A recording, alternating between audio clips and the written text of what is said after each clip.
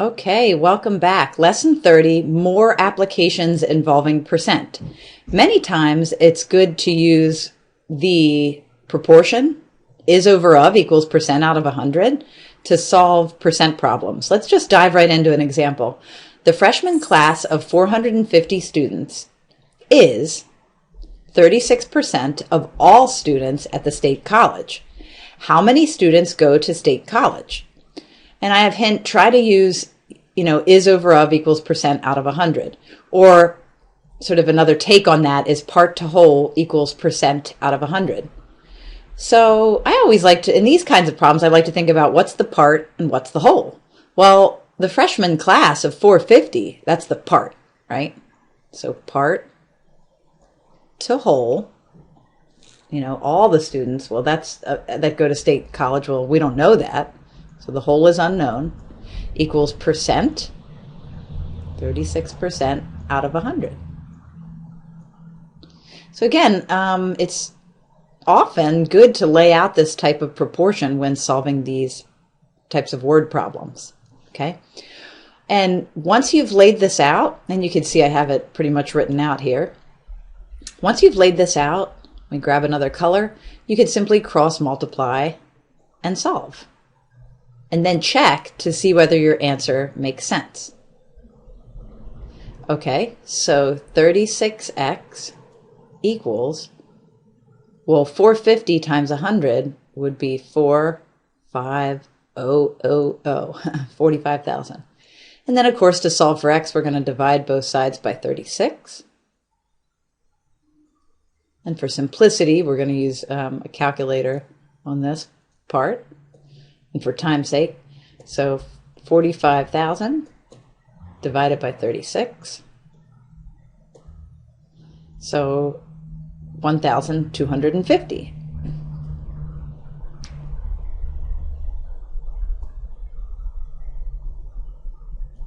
So let me shrink this.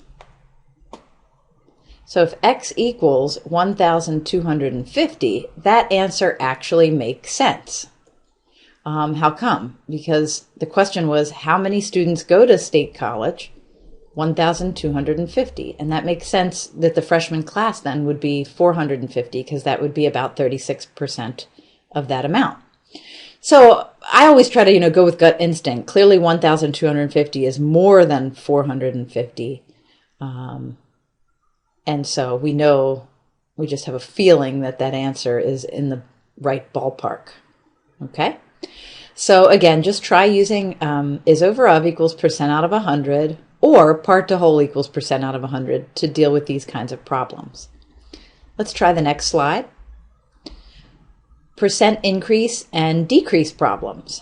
Just have a couple little recipes here. I'll let you read through those, but I'm going to dive right into this first example. If my salary increases from 55,000 per year to 58,000 per year, what's the percent increase? Well, let's look at our recipe. You take the amount of increase divided by the original amount.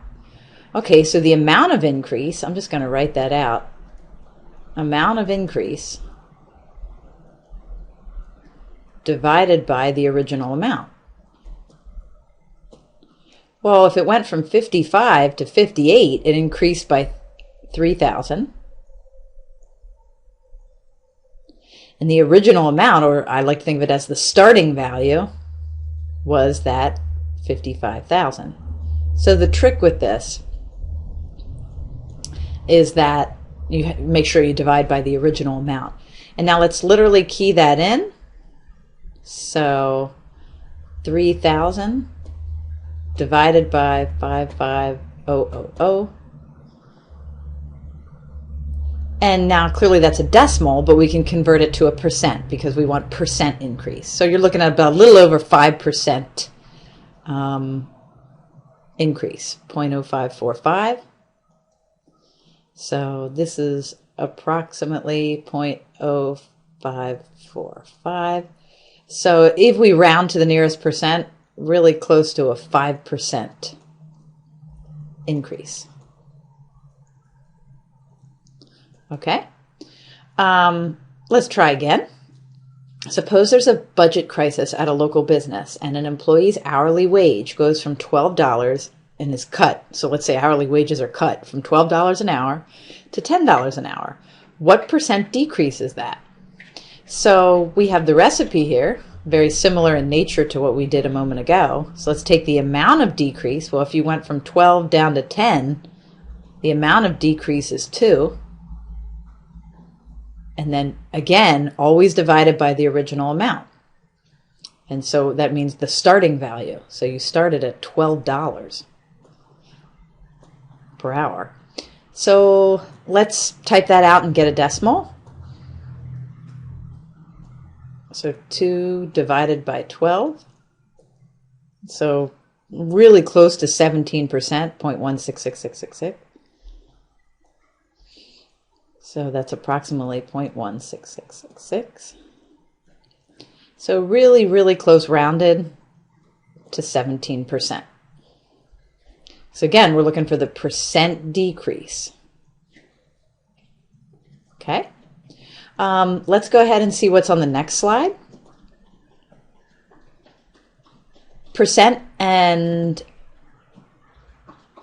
problems involved with sales tax, commission, and discount. So most states charge a tax on certain items called sales tax. Use the strategy below to help you find the sales tax and the total amount due. Well, I noticed, let me make sure here, I noticed my problem got overlaid there, so I scooted down. So sales tax is your tax rate times your purchase price, and total price is your purchase price plus your sales tax. So just bear that in mind. Let's dive in. So in Pennsylvania, there's a 6%, that's where I live, there's a 6% luxury tax on perfume and prom dresses and all kinds of things that are considered luxuries. But if I buy a $55 bottle of, let's say, Calvin Klein perfume at Macy's, what will be my total amount due? So 55 is your purchasing price, 6% is your tax rate. So first, let's get the sales tax. Let's just map this out. Sales tax. We'll take our tax rate, which is 0.06. So, just make sure you're comfortable converting 6% to a decimal, which is 0.06, times your purchase price, which is $55. All right. And, you'll have, with this part, we're going to use our calculator for simplicity. This would be on the calculator part of the test. 0.06 times 55 is something. Okay, $3.30. So your sales tax is $3.30. Now let's add that to the purchase price and you'll have your total amount due.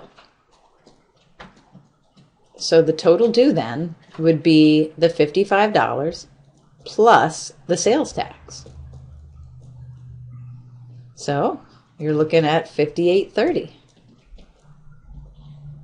I know that a lot of people go to states where there is no sales tax when they want to go shopping, save a little money.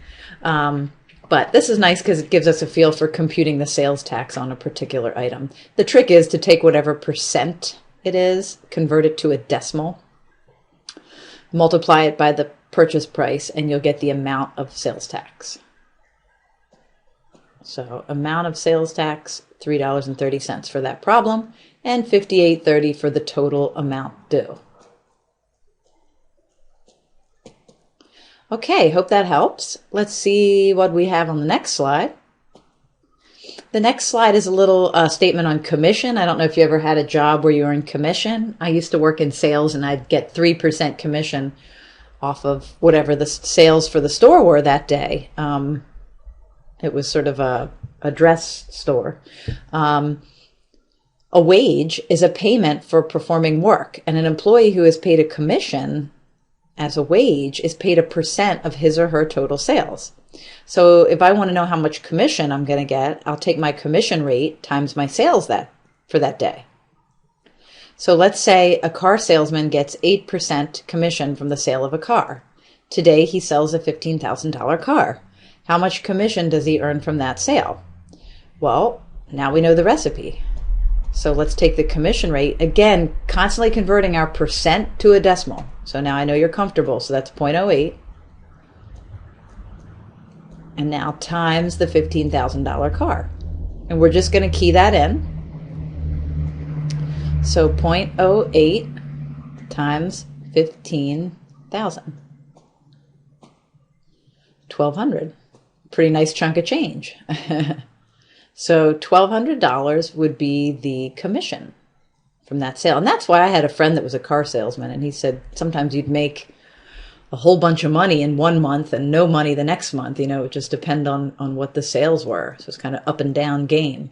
Yes, so $1,200 commission would be how much he would earn from that sale. All right. Hope that helps. Let's see if we have anything on the next slide.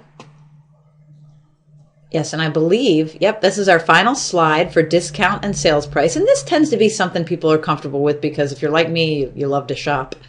So amount of discount is your discount rate times your original price. And your sales price is your original price minus your discount amount. So again, suppose I'm shopping at Macy's. You can tell I like to shop at Macy's. And I get a pair of jeans on sale for 30% off the ticketed price of $60. What is the amount of discount and the sales price? All right, so let's just lay this out. Amount of discount will be 30%, so as a decimal, so 0.30, times the ticket price. Now, some of you could probably do that in your head. Well, there's nothing wrong with keying that in. So 0.30 times 60, $18. So the amount of discount is $18. Okay. The sales price, or the sale price, is going to be your original price, which was $60, minus that $18, which will be $42. So I remember when I used to work in retail, we always got like a 30% employee discount, and I was constantly figuring out 30% in my head, so I got pretty good at that. So what would be a $60 pair of jeans is now a $42 pair of jeans, which makes us happy, right? Okay, hope that helps give you some general recipes and guidelines. Good luck out there.